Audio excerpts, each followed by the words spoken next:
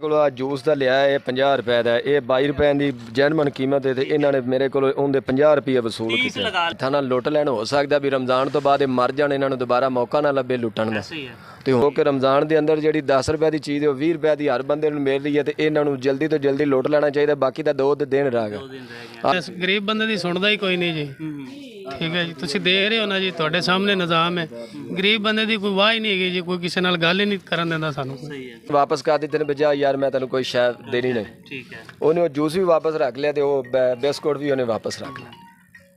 नाज़रीन, मैं इस वक्त मौजूद हूँ तहसील हेडकोार्टर की कैंटीन पर, जहाँ पर जो है बाहुक्म तहसील हेडकोार्टर के एडमिन साहब के यहाँ पर जो आवाम को दोनों हाथों से लूटा जा रहा है। जो तहसील हेडकोार्टर दीपालपुर में लोग मरीज़ आते हैं, यहाँ पर डसे हुए आते हैं, गरीब लोग आते हैं यहाँ पर। तहसील हेडकोार्टर दीपालपुर में उस बंदे ने आना है जो गरीब होगा, जिसके पास मेडिसन के पैसे नहीं होंगे। मेरे साथ ये बता सकता हूँ मैं आपको कि जनाब इस कैंटीन वाले का मौक़िफ़ ये है कि जनाब बाहुक्म एडमिन साहब की 80 रुपये की बड़ी बोतल पानी की जो लोकल है, और यहाँ पर जो है ये तमाम उन्होंने रेट लिस्ट लगाई हुई लोकल बोतल जो है।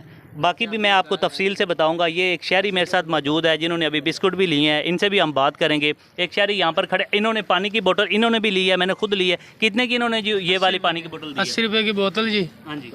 और डिस्पोजल 5 वाला 10 रुपये का मिला 10 है। रुपये डिस्पोजेबल जो गिलास है लोकल वो 10 रुपये का है, और ये बोतल जो है ये 150 रुपये का पैट मिलता है, ये 160 रुपये में मिलता है। 6 बोतल इसमें बड़ी होती हैं, और ये जनाब 80 रुपये की सेल कर रहे हैं, जबकि नेस्ले की भी इस रेट पर नहीं मिलती। तो कर साहब आपने इनसे क्या क्या लिया है जी? ਮੈਂ ਤਾਂ ਜੀ ਇਹਨਾਂ ਕੋਲੋਂ ਆ ਜੂਸ ਦਾ ਲਿਆ ਇਹ 50 ਰੁਪਏ ਦਾ, ਇਹ 22 ਰੁਪਏ ਦੀ ਜੈਨੂਇਨ ਕੀਮਤ ਹੈ ਤੇ ਇਹਨਾਂ ਨੇ ਮੇਰੇ ਕੋਲ ਉਹਦੇ 50 ਰੁਪਏ ਵਸੂਲ 30 ਕੀਤੇ। लगा लें हॉस्पिटल ਤੇ ਇਹ ਜਿਹੜਾ ਬਿਸਕੁਟ ਜਿਹੜਾ ਉਹ 30 ਰੁਪਏ ਦਾ, ਉਹਨਾਂ ਨੇ ਮੇਰੇ ਕੋਲ 40 ਰੁਪਏ ਵਸੂਲ ਕੀਤੇ। ਤੇ ਇਹ ਦੋ ਚੀਜ਼ਾਂ ਦੇ 100 ਰੁਪਏ ਉਹਨੇ ਮੈਂ ਦਿੱਤਾ ਤੇ ਇਹ ਜਿੰਦੇ ਵਿੱਚੋਂ ਉਹਨਾਂ ਨੇ ਮੈਨੂੰ 10 ਰੁਪਏ ਬਕਾਇਆ ਦਿੱਤੇ। दीपालपुर इंतजामिया को क्या आप पैगाम देंगे? इनको क्या इनकी इज्जत में हौसला अफजाई ਇਹਨਾਂ करेंगे? ਦੀ ਹੌਸਲਾ ਇੱਜ਼ਤ ਅਫਜ਼ਾਈ ਇਹ ਹੈ ਵੀ ਇਹ ਦੋਵਾਂ ਹੱਥਾਂ ਨਾਲ ਲੁੱਟ ਲੈਣ। ਹੋ ਸਕਦਾ ਵੀ ਰਮਜ਼ਾਨ ਤੋਂ ਬਾਅਦ ਇਹ ਮਰ ਜਾਣ, ਇਹਨਾਂ ਨੂੰ ਦੁਬਾਰਾ ਮੌਕਾ ਨਾ ਲੱਭੇ ਲੁੱਟਣ ਦਾ। सही है। ਤੇ ਹੁਣ ਪਹਿਲੇ ਦਫਾ ਇੱਕ ਦਫਾ ਲੁੱਟ ਲੈਣ, ਹੋ ਸਕਦਾ ਵੀ ਕੋਈ ਐਸਾ ਕੋ ਮੌਕਾ ਰਹਿ ਨਾ ਜਾਵੇ ਵੀ ਜਿਹੜਾ ਇਹ ਗਵਾ ਲੈਣ ਆਪਣੇ ਹੱਥੋਂ। हाँ बिल्कुल। ਕਿਉਂਕਿ ਰਮਜ਼ਾਨ ਦੇ ਅੰਦਰ ਜਿਹੜੀ 10 ਰੁਪਏ ਦੀ ਚੀਜ਼ ਹੈ ਉਹ 20 ਰੁਪਏ ਦੀ ਹਰ ਬੰਦੇ ਨੂੰ ਮਿਲ ਰਹੀ ਹੈ ਤੇ ਇਹਨਾਂ ਨੂੰ ਜਲਦੀ ਤੋਂ ਜਲਦੀ ਲੁੱਟ ਲੈਣਾ ਚਾਹੀਦਾ। ਬਾਕੀ ਤਾਂ 2 ਦਿਨ ਰਹਿ ਗਏ। 2 दिन रह गए। ਅੱਜ 28 ਰੁਪਏ ਰੋਜ਼ਾ ਹੋ ਗਿਆ, ਬਾਕੀ 2 ਦਿਨ 28 ਤੇ 29 ਹੋ ਸਕਦਾ ਸਵੇਰ ਦਾ ਦਿਨ ਐਂਡ ਵਾਲਾ ਹੋਏ, 28 ਰੋਜ਼ੇ 29 ਰੋਜ਼ੇ ਹੋ ਜਾਣ, ਬਾਕੀ ਜਿਹੜਾ ਉਹ ਤੇ ਅੱਗੋਂ ਈਦ ਹੋ ਜਾਵੇ ਤੇ ਦੁਬਾਰਾ ਫਿਰ ਇਹਨਾਂ ਨੂੰ ਮੌਕਾ ਨਹੀਂ ਲੱਭਣਾ। ਆਗਾ ਪਤਾ नहीं साल इन्होंने जीना कि नहीं जीना। पहले दो हाथ भाई आप इंतजामिया दीपालपुर को जो यहाँ पर जिनकी सरपरस्ती के नीचे ये लुट मार का सिलसिला जारी है, क्या कहेंगे आप? गरीब लोग जो यहाँ पर महंगी चीज़ें खरीदते हैं। ਸਰ ਅਸੀਂ ਕੀ ਕਹਿ ਸਕਨੇ ਆ, ਗਰੀਬ ਬੰਦੇ ਦੀ ਸੁਣਦਾ ਹੀ ਕੋਈ ਨਹੀਂ ਜੀ। ਠੀਕ ਹੈ ਜੀ, ਤੁਸੀਂ ਦੇਖ ਰਹੇ ਹੋ ਨਾ ਜੀ, ਤੁਹਾਡੇ ਸਾਹਮਣੇ ਨਿਜ਼ਾਮ ਹੈ। ਗਰੀਬ ਬੰਦੇ ਦੀ ਕੋਈ ਵਾਹ ਹੀ ਨਹੀਂ ਹੈਗੀ ਜੀ, ਕੋਈ ਕਿਸੇ ਨਾਲ ਗੱਲ ਹੀ ਨਹੀਂ ਕਰਨ ਦਿੰਦਾ ਸਾਨੂੰ। सही है। ਅਗਰ ਅਸੀਂ ਕੋਈ ਸਵਾਲ ਕਰਦੇ ਹਾਂ ਉਹ ਹੱਥ 'ਚੋਂ ਸਾਡੇ ਚੀਜ਼ ਫੜ ਲੈਂਦੇ ਨੇ, ਜਾਓ ਜੀ ਤੁਸੀਂ। ਆ ਹੁਣ ਉਹਨੇ ਉਸ ਬੰਦੇ ਨੇ ਮੇਰੇ ਕੋਲੋਂ ਵਾਪਸ ਰੱਖ ਲਿਆ ਸਾਰਾ ਕੁਝ ਤੇ ਉਹਨੇ ਉਹ ਪੈਸੇ ਮੈਨੂੰ ਵਾਪਸ ਕਰ ਦਿੱਤੇ ਨੇ ਬਜਾ ਯਾਰ ਮੈਂ ਤੈਨੂੰ ਕੋਈ ਸ਼ੈ ਦੇਣੀ ਨਹੀਂ। ठीक है ਉਹਨੇ ਉਹ ਜੂਸ ਵੀ ਵਾਪਸ ਰੱਖ ਲਿਆ ਤੇ ਉਹ ਬਿਸਕੁਟ ਵੀ ਉਹਨੇ ਵਾਪਸ ਰੱਖ ਲਿਆ। यार ਦੱਸੋ ਵੀ ਇਹਨਾਂ ਨੂੰ ਬੰਦਾ ਉਹਨੇ ਇੱਥੇ ਕੀ ਕਹੀਏ, ਇਹਨਾਂ ਨੂੰ ਕੀ ਆਖੀਏ ਬੰਦਾ।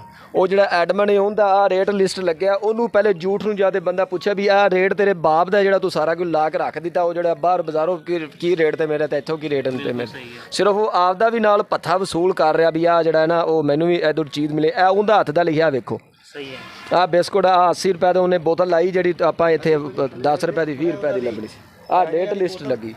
ਇਹ ਬੰਦਾ ਵੀ ਮੈਨੂੰ ਲੱਗਦਾ ਝੂਠ ਬੋਲ ਰਿਹਾ, ਕਿਉਂਕਿ ਇਹ ਝੂਠ ਬੋਲ ਰਿਹਾ ਕਿਉਂਕਿ ਉਹਦੇ ਇੱਥੇ ਕੋਈ ਸਾਈਨ ਕੋਈ ਉਹਦੇ ਕੋਈ ਸਿਸਟਮ ਨਹੀਂ ਹੁੰਦਾ, ਉਸ ਬੰਦੇ ਦਾ ਨਹੀਂ ਲੱਗਿਆ। पानी वाली बोतल 6 लीटर।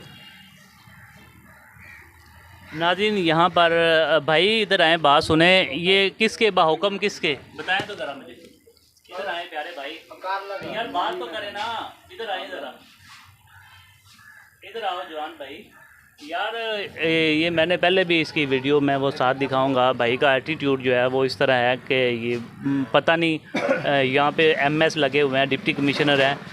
मैं आपको बताता चलूँ कि इस बंदे का एटीट्यूड चेक करें, और मैं आपके अपने नाज़रीन को बताता चलूँ कि ये लुट मार जो है तहसील हेडकोार्टर दीपालपुर के जो बाहर है, इनकी जो कंटीन है अंदर उस पर पड़ी हुई है। ये बोतल जो आप देख सकते हैं कि ये जो बड़ा पैट है 6 बोतल का, ये तकरीबन 160 रुपये का, और ये 80 रुपये की ये एक पीस दे रहे हैं इनको। और यहाँ पर जो डबल कीमत वसूल की जा रही है दीपालपुर इंतज़ामिया की सरपरस्ती के नीचे। और इनका कहना है कि जनाब यहाँ पर जो है बाहुक्म एडमन दीपालपुर तहसील हेडक्वार्टर के हुक्म से जनाब हम यहाँ पर सेल किए जा रहे हैं। कोई है जो इनको पूछेगा? कोई इंतज़ामिया नाम की चीज़ है जो दीपालपुर के इंतज़ामात को चेक करे? कोई असिस्टेंट कमिश्नर नाम की चीज़ है? यहाँ पर जो शहरियों ने जो है शिकायत की हैं, अगर आप सुन सकते हैं तो खुदारा होश के नाखन लें। रमज़ानुल मुबारक के मुक़द्दस महीने के अंदर जो है लुट रहे हैं यहाँ पर गरीब शहरी जो तहसील हेडक्वार्टर दीपालपुर में मजबूरी की हालत में आते हैं। सरकारी हॉस्पिटल में वो लोग आते हैं जो गरीब तबके के साथ ताल्लुक़ रखते हैं या जिनके पास पैसे नहीं होते वो आते हैं।